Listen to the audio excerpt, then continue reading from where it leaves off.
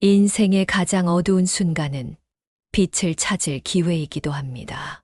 70세 정옥의 이야기는 상실과 배신, 그리고 재생의 여정입니다. 40년을 함께한 남편과 유일한 아들을 연이어 잃은 정옥에게 남은 것은 며느리 하영뿐이었습니다. 하지만 때로는 가장 가까운 이들이 가장 위험한 적이 됩니다. 정옥이 미국으로 떠나는 순간, 그녀는 자신이 정교하게 계획된 사기의 희생자가 되었다는 것을 알지 못했습니다. 낯선 땅에서 모든 것을 잃을 위기에 처한 정옥은 예상치 못한 조력자 혁준을 만나게 됩니다. 이 이야기는 단순한 복수극이 아닙니다.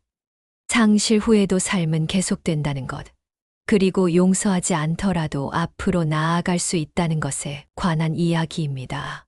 정옥의 여정을 통해 우리는 인간의 회복력과 정의의 가치, 그리고 새로운 시작의 가능성을 발견하게 될 것입니다.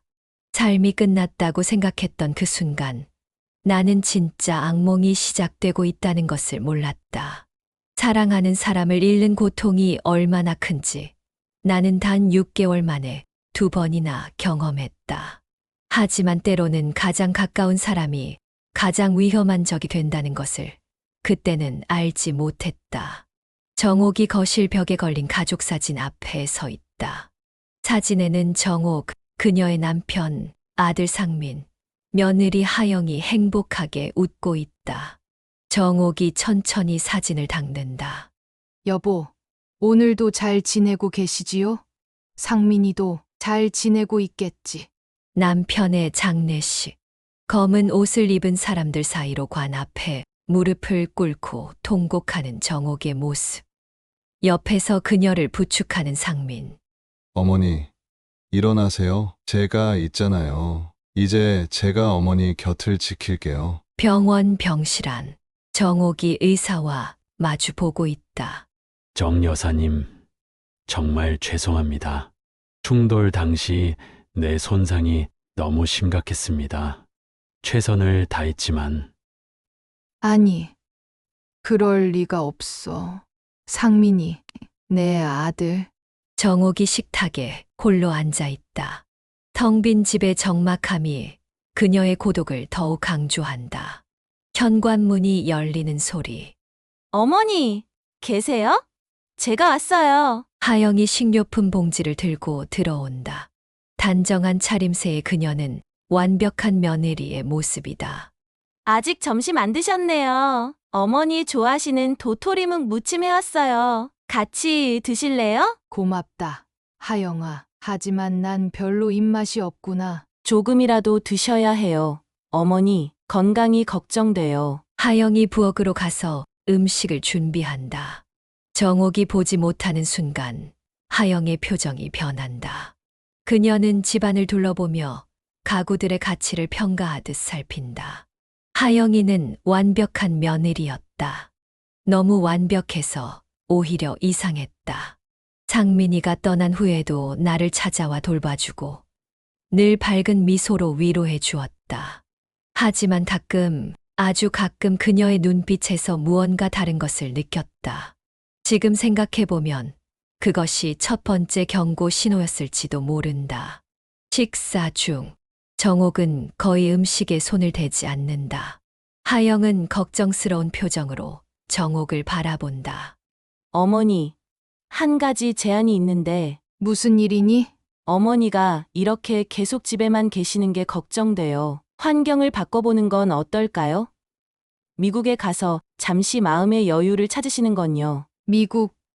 그렇게 먼 곳에 내가 어떻게 혼자. 혼자 가시는 게 아니에요. 제가 모든 걸 준비할게요. 좋은 가이드도 예약해 놓았고, 호텔도 최고급으로요. 미국 LA는 날씨도 좋고, 구경할 것도 많잖아요. 어머니, 계속 이렇게 지내시면 병나세요. 정옥은 망설인다.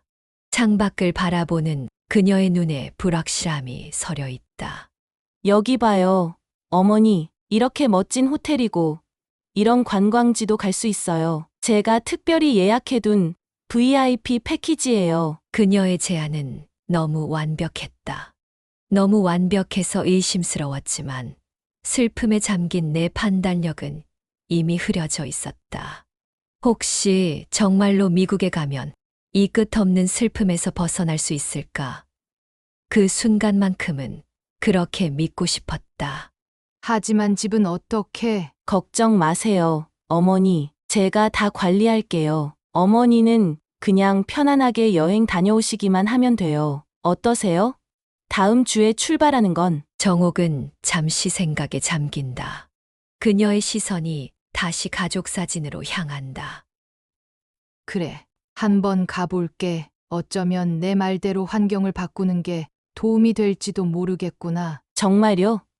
어머니, 정말 잘 생각하셨어요. 걱정 마세요. 제가 모든 걸 완벽하게 준비할게요. 하영이 정옥을 안아주지만 정옥의 등 뒤로 하영의 표정이 변한다. 승리의 미소가 그녀의 입가에 살짝 스치고 지나간다.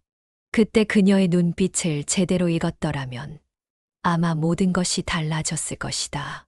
하지만 나는 내 슬픔에 너무 깊이 빠져 있었고 하영이의 친절함을 의심할 이유가 없다고 생각했다. 그것이 내 두 번째 실수였다. 인천국제공항 출국장 앞 정옥과 하영이 서 있다. 공항에서 받은 편도 티켓.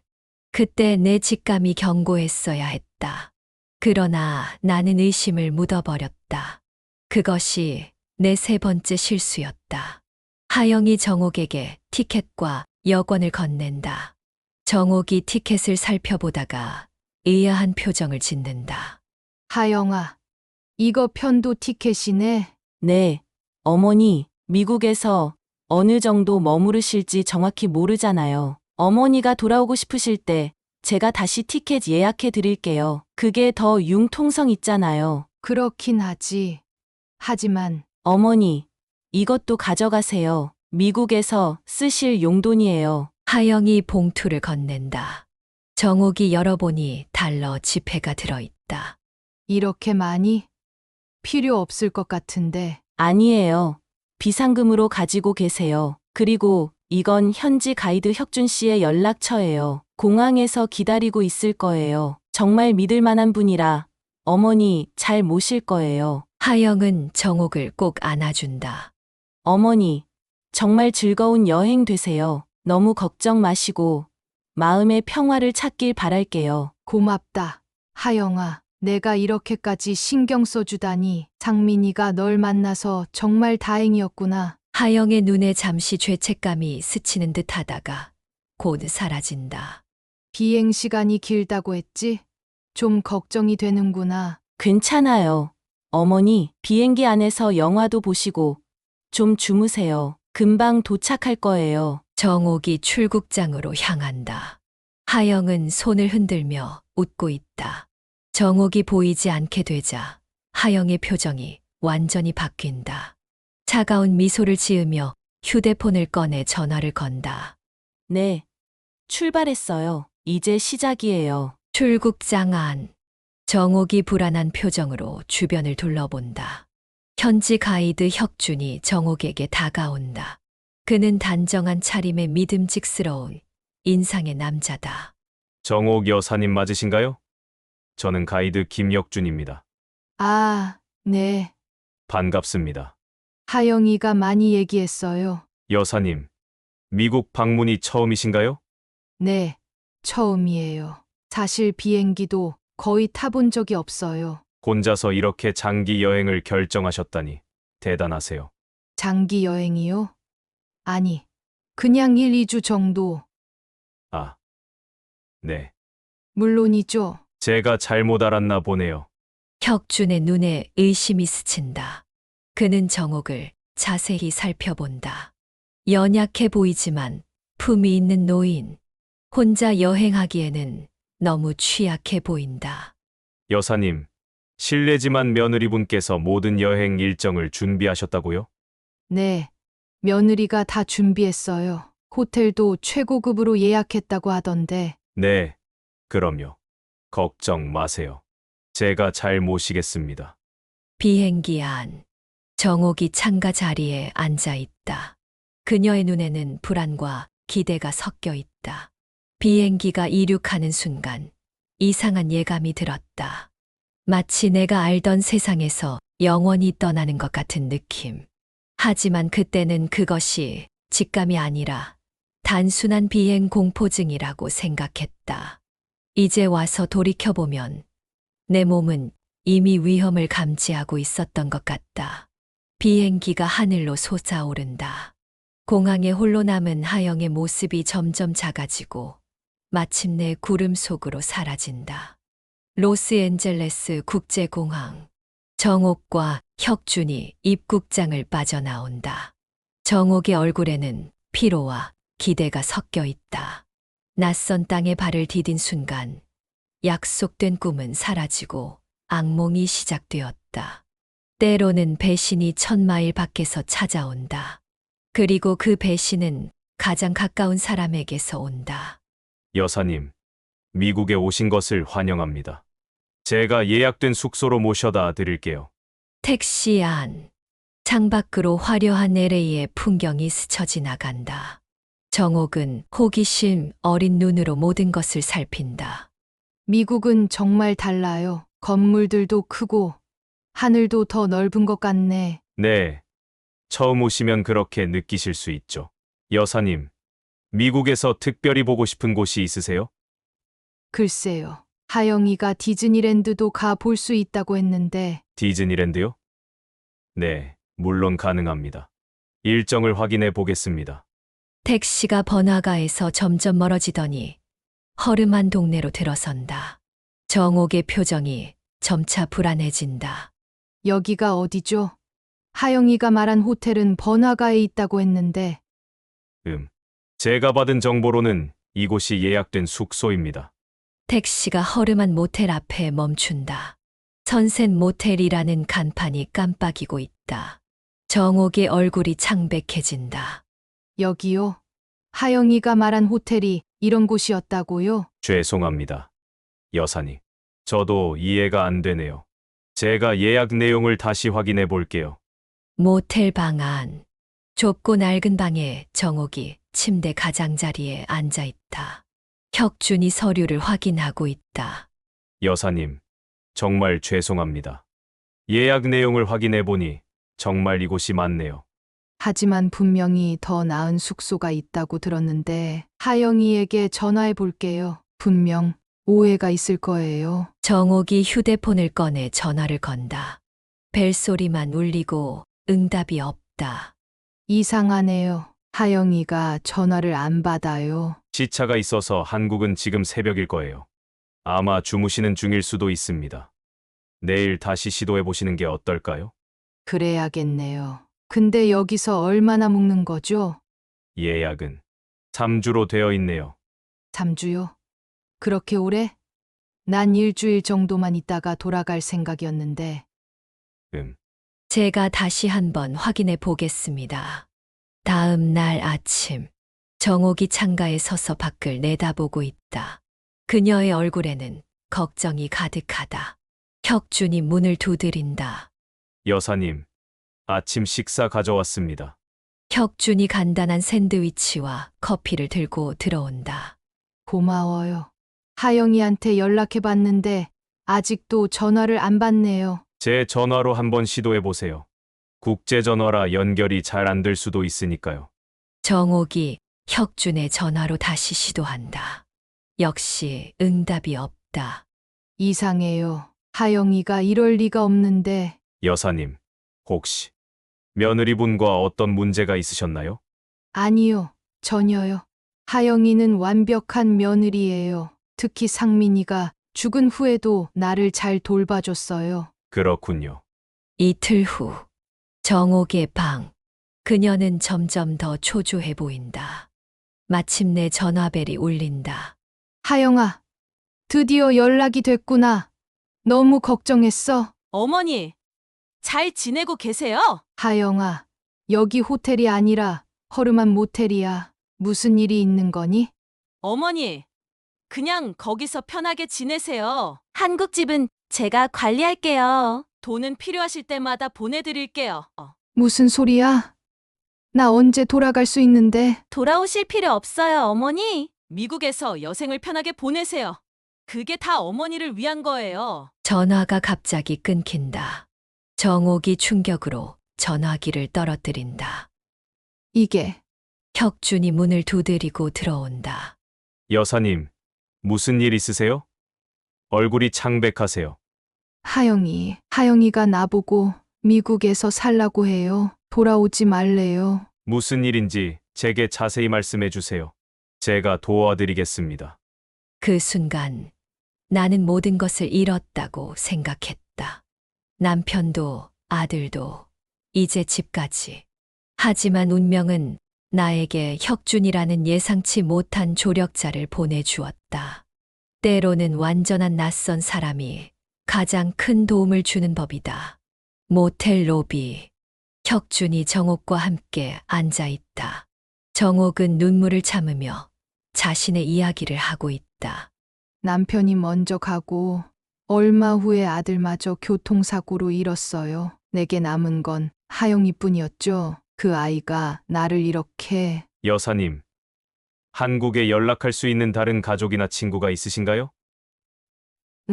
옆집에 사는 영자 씨가 있어요. 40년 넘게 알고 지낸 친구예요. 그분에게 연락해 보는 게 좋겠습니다. 한국에서 어떤 일이 벌어지고 있는지 알아봐야 해요. 혁준이 자신의 전화기로 영자에게 스피커폰으로 전화를 건다. 안녕하세요. 영자 여사님. 저는 미국에서 정옥 여사님의 가이드를 맡고 있는 김혁준이라고 합니다. 정옥이요? 아이고, 정옥이가 미국에 간 건 알지만 그런데 당신은 누구시랍니까? 정옥 여사님을 도와드리고 있습니다. 혹시 최근에 정옥 여사님의 며느리 하영 씨를 보셨나요? 하영이요? 요즘 매일 봐요. 정옥이네 집에서 사람들 데리고 와서 가구며 물건이며 다 내다 팔더라고요. 집도 팔렸다던데 정옥이가 미국으로 영주 간다고 하면서. 정옥의 얼굴이 창백해진다. 그녀의 손이 떨리기 시작한다. 뭐라고? 내 집뒤 팔렸다고? 정옥아, 너구나. 아이고, 정말 미국에 있었구나. 하영이가 널 미국으로 보냈다는 말이 사실이었네. 집은 지난주에 계약했대. 하영이가 내 위임장을 받았다고 하던데. 위임장? 난 그런 적 없어. 영자야, 내가 언제 집을 팔겠다고 했니? 그엄, 하영이가 거짓말을 한 거야? 아이고, 이런 일이 어쩐지 수상하다 했어. 요즘 명품백에 비싼 차까지 새로 샀더라니. 통화가 끝난 후 정옥은 완전히 넋이 나간 표정으로 앉아 있다. 혁준은 심각한 표정으로 생각에 잠긴다. 어떻게 해? 어떻게 이럴 수가 있지? 하영이가. 여사님, 이건 명백한 사기입니다. 제 생각에는 며느리분이 계획적으로 여사님을 미국으로 보내고 한국에서는 여사님의 재산을 가로채려는 것 같습니다. 내가 그 아이를 어떻게 대했는데, 상민이가 살아있을 때도, 죽은 후에도 내가 정말 딸처럼 생각했는데. 여사님, 이젠 감정적으로 대처할 시간이 없습니다. 즉시 법적 조치를 취해야 해요. 제가 한국에 있는 변호사 친구에게 연락해 볼게요. 혁준이 노트북을 열고 화상 통화를 시작한다. 화면에 변호사 정민우의 얼굴이 나타난다. 민우야, 지금 급한 일이 있어서 그러는데 도움이 필요해. 무슨 일이야, 혁준아? 혁준이 상황을 설명한다. 정옥은 그 옆에서 눈물을 훔치며 듣고 있다. 이건 심각한 재산 사기 사건이네. 당장 경찰에 신고하고 법원에 가처분 신청을 해야 해. 집 매매가 완전히 성사되기 전에 막아야 해. 그럴 수 있을까요? 이미 계약이 됐다는데. 계약만으로는 소유권이 완전히 이전되지 않아요. 등기가 넘어가기 전이라면 아직 기회가 있습니다. 정옥 여사님, 혹시 여사님 서명이 들어간 서류를 기억하세요? 아니요, 전혀요. 내가 집을 팔거나 위임장을 써준 적이 없어요. 그렇다면 서명 위조일 가능성이 큽니다. 이건 형사 사건이 될 수 있어요. 화상 통화가 계속되는 동안 혁준은 다른 전화로 추가 정보를 수집하고 있다. 그는 점점 더 심각한 표정이 된다. 여사님, 방금 확인했는데 하영 씨가 여사님 명의로 된 모든 재산을 정리하고 있는 것 같습니다. 은행 계좌, 부동산, 모두요. 그럴 수가. 상민이가 남긴 보험금까지? 네, 안타깝게도 그런 것 같습니다. 하지만 아직 늦지 않았어요. 우리가 빨리 움직이면 막을 수 있습니다. 어떻게 해야 하죠? 우선 한국으로 돌아가야 합니다. 당장요. 맞아요. 정옥 여사님이 직접 경찰서에 가서 신고하고 법원에도 출석해야 합니다. 제가 필요한 법적 절차를 미리 준비해 놓을게요. 하지만 비행기 표가 제가 알아볼게요. 내일이라도 출발할 수 있도록 준비하겠습니다. 혁준이 노트북으로 항공권을 검색한다. 다행히 내일 저녁 비행기에 자리가 있네요. 제가 예약할게요. 혁준 씨, 왜 이렇게까지 도와주는 거죠? 저는 그냥 손님인데 여사님, 제가 여행사에서 일하면서 많은 분들을 만났지만 이런 부당한 일을 당하는 걸 그냥 볼 수 없어요.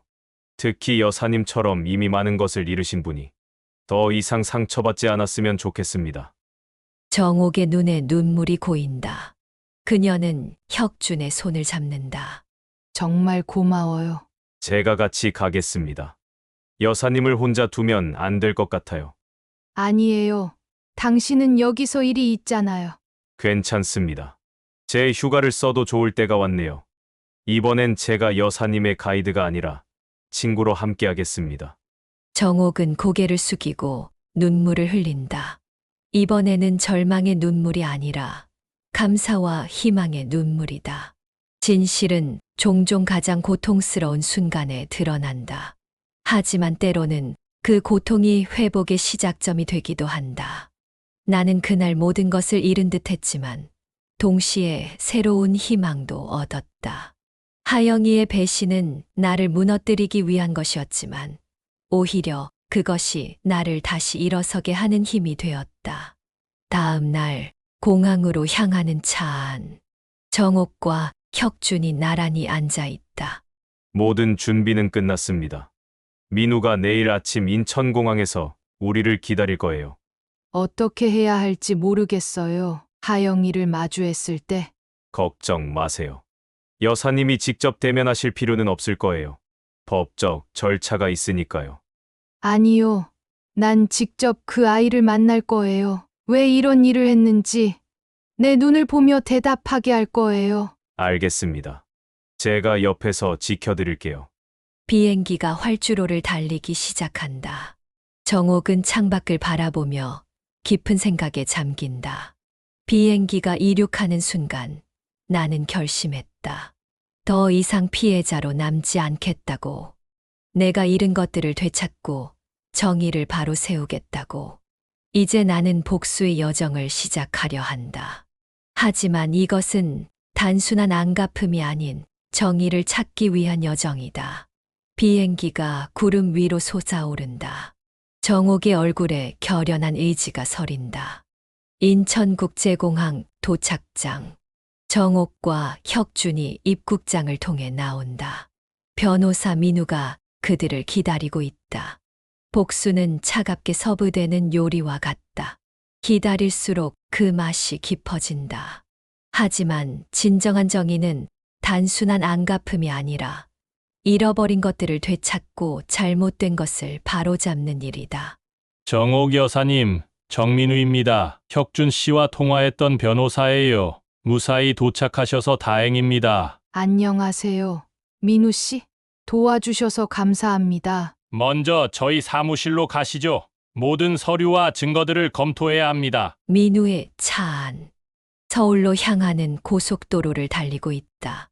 여사님, 지금까지 제가 조사한 바로는 하영 씨가 여사님의 서명을 위조해서 집을 매매했습니다. 다행히 아직 등기 이전은 완료되지 않았어요. 그럼 집을 되찾을 수 있나요? 네, 가능합니다. 이미 법원에 가처분 신청을 해놓았고 경찰에도 사기 혐의로 고소장을 제출했습니다. 이제 필요한 건 여사님의 진술과 서명 감정입니다. 하영 씨의 현재 위치는 파악됐나요?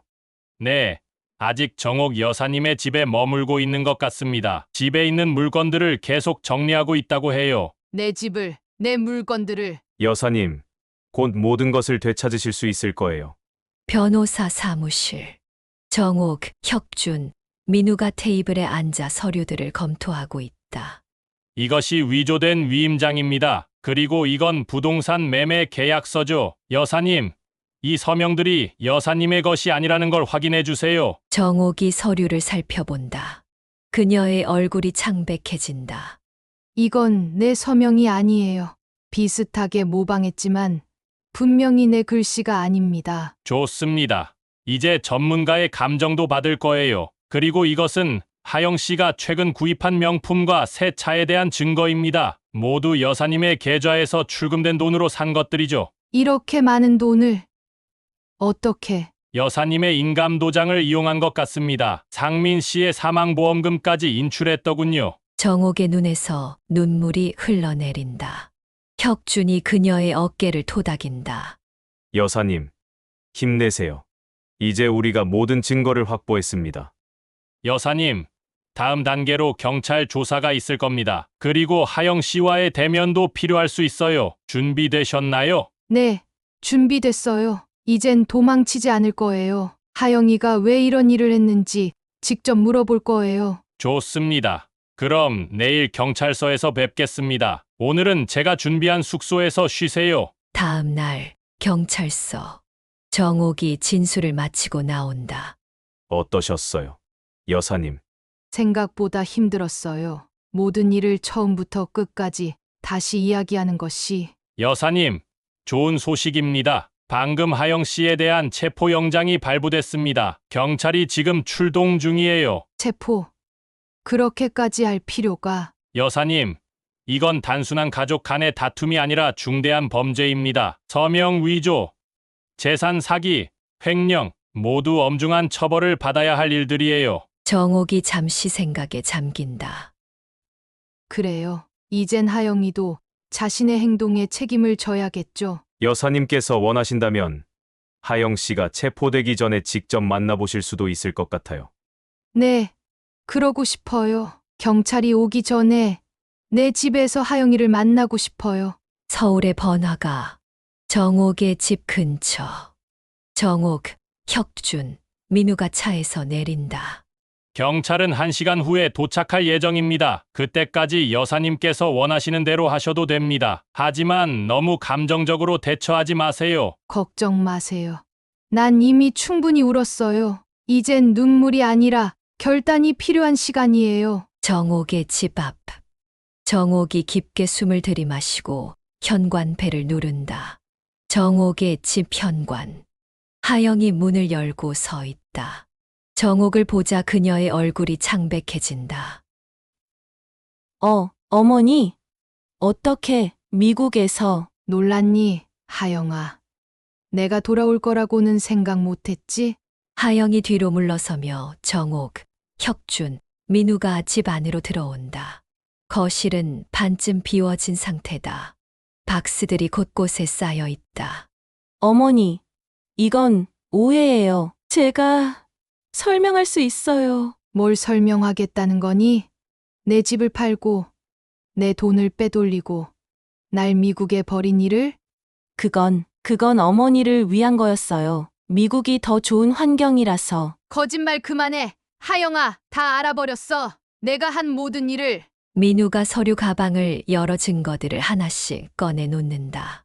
하영 씨, 이것이 위조된 위임장입니다. 그리고 이건 부동산 매매 계약서죠. 정옥 여사님의 서명이 위조되었다는 감정 결과도 나왔습니다. 그건 왜 이런 일을 한 거니? 하영아, 내가 너한테 뭘 그렇게 잘못했길래? 하영이 잠시 침묵한 후 갑자기 태도를 바꾼다. 그녀의 얼굴에 냉정한 표정이 깃든다. 왜요? 물어보세요. 8년이에요, 어머니. 8년. 동안 저는 상민 오빠의 그림자 속에서 살았어요. 어머니를 모시고 그의 가족을 위해 제 인생을 희생했죠. 하영아, 상민 오빠가 죽은 후에도 달라진 게 없었어요. 여전히 저는 당신의 며느리일 뿐이었죠. 이제 제 인생을 살 차례예요. 제가 받아야 할 몫을 받는 거예요. 내가 받아야 할 몫.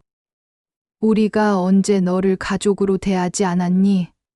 내가 언제 너를 내 딸처럼 여기지 않았어? 딸처럼요?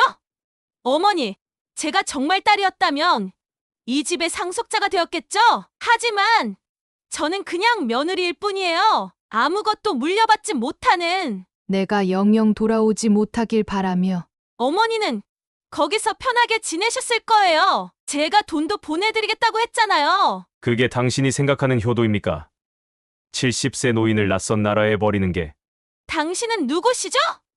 이건 우리 가족 일인데. 이젠 가족 일이 아니라 법적 문제입니다. 하영 씨, 경찰이 곧 도착할 예정이에요. 하영의 얼굴이 공포로 가득 찬다. 어머니, 제발요. 이러지 마세요. 정말 죄송해요. 제가 잘못 생각했어요. 이제 모든 걸 돌려드릴게요. 경찰은 부르지 마세요. 하영아, 난 너를 용서하고 싶다. 정말로. 하지만 내가 한 일은 용서받을 수 있는 게 아니야. 내 남편과 아들을 잃은 후, 난 내게 남은 유일한 가족이라고 생각했어. 그런데 넌 말을 끝맺지 못하고 눈물을 흘리는 정옥. 하영은 갑자기 문으로 달려가려 한다. 혁준이 그녀를 막아선다. 도망칠 수 없습니다. 하영 씨. 그 순간 경찰차 사이렌 소리가 들린다. 집 밖에서 경찰들이 도착하는 소리. 하영 씨 맞으십니까? 사기 혐의로 체포합니다. 묵비권을 행사할 수 있으며 하영이 수갑을 차고 경찰에게 끌려나간다. 그녀는 마지막으로 정옥을 돌아본다. 그녀의 눈에는 분노와 후회가 뒤섞여 있다. 어머니, 정말 미안해요. 정옥은 대답하지 않는다. 그저 슬픈 눈으로 하영이 경찰차에 타는 것을 지켜볼 뿐이다. 때로는 정의가 더디게 찾아오지만 결국엔 반드시 찾아온다. 하영이가 경찰차에 실려가는 모습을 보며 나는 승리감보다는 깊은 상실감을 느꼈다. 또 한 명의 가족을 잃은 느낌이었다. 하지만 동시에 이것이 끝이 아니라 새로운 시작이라는 것도 알았다. 경찰차가 떠난 후 정옥은 자신의 집 거실에 홀로 서 있다. 혁준과 민우는 밖에서 경찰과 이야기 중이다. 정옥이 벽에 걸린 가족 사진을 바라본다. 여보, 상민아, 이제 집을 지켰어. 우리 집을. 혁준이 들어온다. 여사님, 괜찮으세요? 네, 이제 괜찮아요. 모든 것이 제자리를 찾아가는 것 같아요. 경찰에 따르면 하영 씨는 이미 상당한 금액을 해외 계좌로 빼돌린 것 같습니다. 다행히 부동산 거래는 저희가 막았지만 현금 자산의 일부는 회수하기 어려울 수도 있어요. 돈은 그렇게 중요하지 않아요. 집만이라도 지킬 수 있다면 그걸로 충분해요. 민우가 최대한 많은 자산을 되찾을 수 있도록 노력하겠다고 합니다. 혹시라도 해외로 빼돌린 돈도 추적할 방법이 있을 거예요. 정옥이 주변을 둘러본다. 반쯤 비워진 집, 박스들, 낯설게 변해버린 공간. 이게 정말 내 집이 맞나 싶네요. 하영이가 많은 것을 바꿔놓았군요. 곧 여사님의 손길로 다시 따뜻한 집이 될 거예요. 제가 도와드릴게요. 혁준 씨, 당신이 없었다면 어떻게 됐을지 상상도 할 수 없어요. 정말 감사해요. 제가 한 일은 별로 없습니다. 여사님의 강인함이 이 모든 것을 가능하게 했어요. 민우가 서류를 들고 들어온다. 여사님, 좋은 소식입니다. 법원에서 가처분 신청이 받아들여졌어요. 집 매매 계약은 공식적으로 무효가 되었습니다. 정말 다행이네요. 이제 남은 건 형사 재판뿐입니다. 하영 씨는 사기, 서명 위조, 횡령 등의 혐의로 기소될 예정이에요. 그 아이 감옥에 가게 되나요? 혐의가 심각하고 증거도 명백해서 실형을 피하기는 어려울 것 같습니다. 정옥이 잠시 생각에 잠긴다. 그래요. 그 아이도 자신의 선택에 책임을 져야겠죠. 첫 재판은 한 달 후에 있을 예정입니다. 그때까지 여사님께서는 편히 쉬시면서 집을 다시 정리하시는 게 좋겠습니다. 네, 그렇게 할게요. 민우 씨도 정말 감사합니다. 민우가 떠난 후 정옥과 혁준이 거실에 남는다. 여사님, 제가 오늘 밤은 여기 머물러도 될까요? 혼자 계시기엔 아직 불안하실 것 같아서요. 그래 주시면 정말 고맙겠어요. 아직 이 집이 낯설게 느껴져요. 시간 경과. 한 달 후 법원 건물 외경. 인생은 때로 법정과 같다. 모든 거짓은 결국 진실 앞에서 무너지고 정의의 저울은 언제나 기울어진 곳을 바로잡는다. 하영이의 재판일. 나는 그 어느 때보다 강인한 마음으로 법정에 섰다. 법정 안. 정옥, 혁준, 민우가 방청석에 앉아 있다. 하영이 피고인석에 서 있다. 그녀는 수감 생활로 인해 야위고 초췌해 보인다. 피고인 최하영, 귀하는 사기, 문서 위조, 횡령 등의 혐의로 기소되었습니다. 혐의에 대해 어떻게 답변하시겠습니까? 인정합니다. 판사님. 재판이 진행된다. 증거가 제시되고 증인들의 증언이 이어진다. 마침내 정옥이 증인석에 선다. 정옥 여사님, 며느리 최하영 씨와의 관계는 어떠했습니까? 저는 하영이를 딸처럼 여겼습니다. 제 아들 상민이가 그 아이를 정말 사랑했고, 저도 그랬어요. 상민이가 죽은 후에도 하영이는 제게 큰 위로가 되었습니다. 적어도 저는 그렇게 생각했습니다. 그런데 왜 피고인이 이런 일을 저질렀다고 생각하십니까? 처음에는 이해할 수 없었습니다. 하지만 이제는 알 것 같아요. 하영이는 항상 자신이 우리 가족의 일원이 아니라고 느꼈나 봅니다. 그 아이의 마음 속에는 제가 미처 보지 못한 상처가 있었던 거겠죠. 하영이 고개를 숙이고 눈물을 흘린다. 피고인 최하영, 마지막으로 하실 말씀이 있습니까? 저는 제가 한 일에 대해 깊이 후회합니다. 특히 어머니에게 큰 상처를 드려 정말 죄송합니다. 처음에는 그저 제 몫을 찾고 싶었을 뿐인데 점점 욕심이 커졌고 결국 돌이킬 수 없는 일을 저질렀습니다. 어머니, 정말 죄송합니다. 용서를 구할 자격도 없지만 판결이 내려진다. 피고인 최하영, 법원은 귀하에게 사기, 문서 위조, 횡령 등의 혐의에 대해 유죄를 선고합니다. 피고인은 신뢰관계를 악용해 고령의 피해자를 속이고 재산을 탈취하려 한 죄가 매우 중대합니다. 이에 본 법원은 징역 3년을 선고합니다. 법봉이 내려치는 소리. 하영이 수갑을 찬 채로 법정 밖으로 끌려나간다. 그녀는 마지막으로 정옥을 바라본다. 그 눈빛에는 진정한 후회가 담겨 있다. 법정 밖. 정옥, 혁준, 민우가 나온다. 정의가 이루어졌습니다. 여사님. 네. 하지만 승리의 기쁨보다는 허전함이 더 크네요. 여사님의 마음이 어떠실지 이해합니다. 하지만 이제 앞으로 나아갈 시간입니다. 그래요. 이젠 과거가 아닌 미래를 봐야 할 때예요. 정옥이 법원 계단을 내려가는 모습. 그녀의 어깨에는 이전보다 더 강인함이 느껴진다. 때로는 정의가 더디게 찾아오지만 결국엔 반드시 찾아온다. 하영이가 법정에서 눈물 흘리는 모습을 보며 나는 승리감보다는 깊은 슬픔을 느꼈다. 하지만 그것은 끝이 아니라 새로운 시작의 순간이었다. 정옥의 집. 3개월 후. 정옥이 창가에 서서 마당을 바라보고 있다. 집은 다시 정돈되었고 따뜻한 느낌을 되찾았다. 상실이 끝이 아니라 새로운 시작이 될 수 있다는 것을 깨닫기까지 긴 시간이 필요했다. 때로는 잿더미 속에서 가장 강한 새싹이 자란다. 하영이의 재판이 끝난 후 나는 처음으로 과거가 아닌 미래를 생각하기 시작했다. 현관 벨 소리가 울린다. 정옥이 문을 열자 혁준이 서 있다. 안녕하세요, 여사님. 오늘은 어떠세요? 많이 좋아졌어요. 들어오세요. 거실. 정옥과 혁준이 차를 마시며 이야기하고 있다. 민우에게서 연락 왔어요. 하영 씨가 해외로 빼돌린 돈의 일부를 찾았다고 합니다. 곧 여사님께 반환될 거예요. 그래요? 다행이네요. 사실 돈보다는 집을 지킬 수 있어서 다행이에요. 이 집에는 우리 가족의 추억이 담겨 있으니까. 정옥이 벽에 걸린 아들 상민의 사진을 바라본다. 혁준 씨, 사실 요즘 계속 생각하고 있는 게 있어요. 무엇인가요?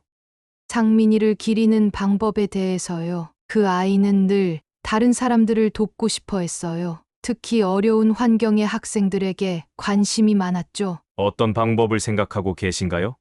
작은 장학재단을 만들고 싶어요. 상민 장학재단이라고요. 어려운 가정 환경에서도 꿈을 포기하지 않는 학생들을 돕는 거예요. 정말 훌륭한 생각이세요.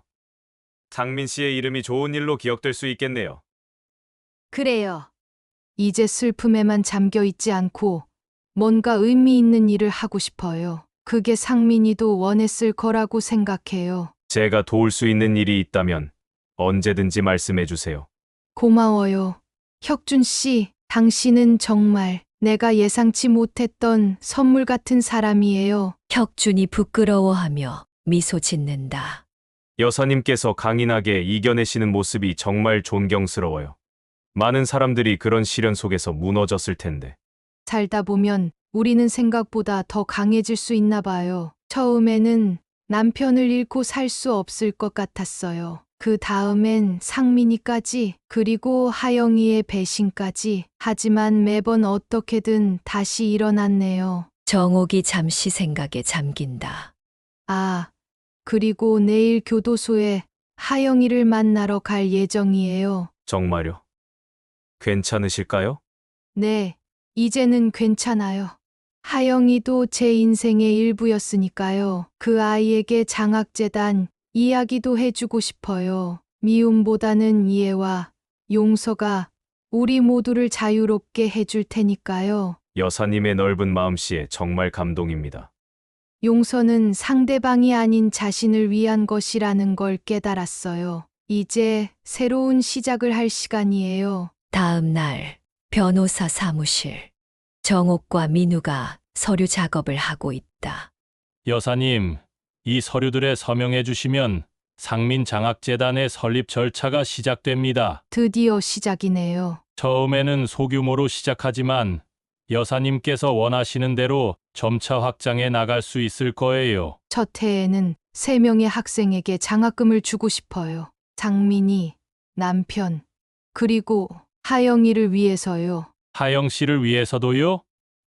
네, 그 아이도 대학을 다니고 싶어 했지만 가정 형편이 좋지 못해서 대학을 가지 못했거든요. 어쩌면 제가 미처 보지 못한 그 아이의 아픔이 있었을 거예요. 정옥이 서류에 서명한다. 그녀의 얼굴에 평화로운 표정이 깃든다. 서명을 하는 순간 이상하게도 마음이 가벼워졌다. 마치 오랫동안 짊어지고 있던 무거운 짐을 내려놓는 것 같았다. 상민이의 이름으로 누군가에게 희망을 줄 수 있다는 생각은 나에게 새로운 삶의 의미를 가져다 주었다. 6개월 후 정옥의 집 정원. 상민장학재단 첫 장학금 수여식이 열리고 있다. 작은 텐트가 설치되고 몇몇 학생들과 그들의 가족, 그리고 혁준과 민우가 참석해 있다. 인생은 우리가 생각하는 것보다 길고 또 우리가 두려워하는 것보다 강하다. 끝이라고 생각했던 순간이 사실은 새로운 이야기의 시작이었다. 첫 장학금 수여식 날, 나는 오랜만에 진정한 행복을 느꼈다. 정옥이 단상에 서서 이야기하고 있다. 여러분, 오늘 이 자리에 함께 해주셔서 감사합니다. 상민장학재단은 제 아들 상민이의 이름으로 설립되었지만 이것은 단지 한 사람의 기억을 위한 것이 아닙니다. 이 재단은 꿈을 향해 노력하는 모든 젊은이들을 위한 것입니다. 정옥이 3명의 학생들에게 장학증서를 전달한다. 그들의 얼굴에는 감사와 희망이 가득하다. 정옥 할머니, 이 기회를 주셔서 정말 감사합니다. 저는 이 장학금으로 의대에 진학해서 어려운 환자들을 돕고 싶습니다. 할머니, 제가 어려운 가정환경 때문에 학업을 포기할 뻔했는데 이 장학금 덕분에 꿈을 계속 꿀 수 있게 되었습니다. 정말 감사합니다. 정옥의 눈에 감동의 눈물이 고인다. 그녀 옆에 혁준이 서 있다. 여사님, 정말 감동적인 순간이네요. 상민 씨도 분명 자랑스러워 하실 거예요. 그래요. 이제야 제대로 상민이를 기릴 수 있게 된 것 같아요. 행사가 끝나고 정원에는 정옥과 혁준만 남아있다. 석양이 아름답게 집을 비추고 있다. 혁준 씨, 당신이 없었다면 이 모든 것이 불가능했을 거예요. 당신이 날 구해준 것이나 다름없어요. 아닙니다. 어머니. 할머니의 강인함이 이 모든 걸 이겨낸 거예요. 방금 날 어머니라고 불렀네요. 아, 죄송합니다. 무의식적으로. 아니에요. 오히려 기뻐요. 이젠 당신도 내 가족 같은 존재가 되었으니까요. 둘이 함께 석양을 바라본다. 지난 1년을 돌이켜보면 정말 신기해요. 그때는 모든 것이 끝났다고 생각했는데, 이제는 새로운 삶이 시작된 것 같아요. 인생은 항상 우리에게 두 번째 기회를 줍니다. 그리고 여사님은 그 기회를 정말 아름답게 활용하고 계세요. 그래요. 이제는 과거의 슬픔에 묶여 있지 않고 미래를 바라볼 수 있게 되었어요. 1년 후, 정옥의 집 거실. 정옥이 편지를 읽고 있다. 1년이라는 시간이 지나고 많은 것이 변했다. 장학재단은 더 많은 학생들을 돕게 되었고, 나 자신도 더 이상 슬픔에 갇힌 노인이 아니라 다시 삶의 의미를 찾은 사람이 되었다. 정옥의 손에 들린 편지. 하영에게서 온 것이다. 어머니, 제가 저지른 일에 대해 매일 후회하고 있습니다. 교도소에서의 시간은 제게 많은 것을 생각하게 했습니다. 어머니께서 장학재단을 설립하셨다는 소식을 들었습니다. 정말 자랑스럽고 제가 어머니의 진정한 마음을 이해하지 못했던 것이 너무 부끄럽습니다. 혁준이 차를 들고 들어온다. 누구에게서 온 편지인가요? 하영이에게서 왔어요. 그 아이가 많이 변한 것 같아요. 면회는 자주 가시나요? 한 달에 한 번 정도요. 처음에는 어색했지만 이제는 서로를 조금씩 이해하게 된 것 같아요. 여사님의 넓은 마음이 정말 존경스러워요. 미움은 결국 자신만 아프게 한다는 걸 깨달았어요. 용서가 나를 자유롭게 했죠. 정옥이 창밖을 바라본다. 정원에는 예쁜 꽃들이 피어 있다. 내일은 두 번째 장학금 수여식이네요. 이번에는 5명의 학생들에게 도움을 줄 수 있게 되어 기뻐요. 네, 모든 준비가 다 됐습니다. 민호도 오기로 했고요. 혁준 씨, 당신은 이제 어떤 계획이 있나요? 여행사 일은 어떻게 되었나요? 사실, 저는 서울에 정착하기로 했어요. 장학재단 일을 도울 수 있고, 그리고 여사님 곁에 있고 싶어서요. 정옥의 얼굴에 따뜻한 미소가 번진다. 그래요? 정말 기뻐요. 이제 당신은 내게 가족 같은 존재가 되었으니까요. 정옥이 하늘을 바라본다. 어딘가에서 남편과 아들이 그녀를 지켜보고 있을 것 같은 느낌이 든다. 여보, 상민아, 이제 난 괜찮아. 너희가 보내준 혁준 씨 덕분에. 어머니, 이제 그렇게 불러도 괜찮아요. 당신은 내게 아들 같은 존재니까. 상실 후에도 삶은 계속됩니다. 그리고 때로는 더 의미 있는 방향으로 흘러갑니다. 내가 잃어버린 것들보다 내가 찾은 것들. 그것이 나의 진정한 이야기입니다. 복수를 위해 시작한 여정이 결국 나를 치유와 희망으로 이끌었습니다. 이제 나는 알고 있습니다. 진정한 정의는 복수가 아니라 새로운 시작을 만드는 것임을. 그리고 그 안에서 새로운 가족이 된 정옥과 혁준의 모습이 보인다.